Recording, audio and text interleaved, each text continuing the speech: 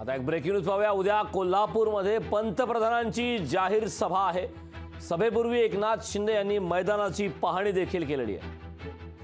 पंतप्रधान नरेंद्र मोदी यांची कोल्हापुरात सभा आहे। संजय मंडलिकांच्या प्रचारार्थ नरेंद्र मोदी यांची कोल्हापूरमध्ये सभा आहे।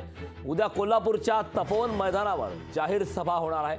सभेपूर्वी मुख्यमंत्री एकनाथ शिंदे यांनी मैदानाची पाहणी केली आहे। संजय मंडलिकांच्या प्रचारार्थ मोदी कोल्हापूर दौऱ्यावर आहेत। उद्या कोल्हापूरच्या तपोवन मैदानावर या ठिकाणी जाहीर सभा होणार आहे।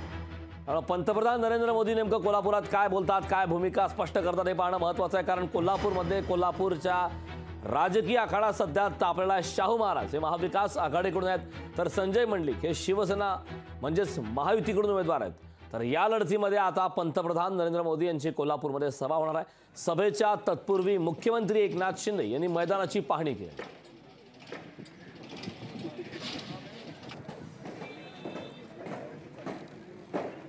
पंतप्रधान नरेंद्र मोदी यांची कोल्हापूरमध्ये सभा आहे। सभेपूर्वी मुख्यमंत्री एकनाथ शिंदे यांनी सभेच्या ठिकाणाचा आढावा घेतला आहे, सभेच्या ठिकाणाची पाहणी केलेली आहे।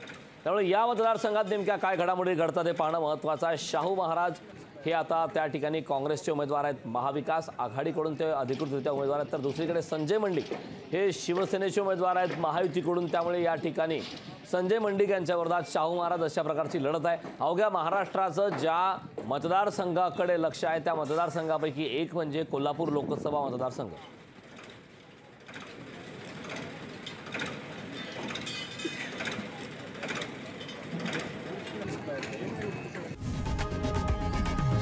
लोकशाही मराठी ऐका, पहा, जागरूक रहा।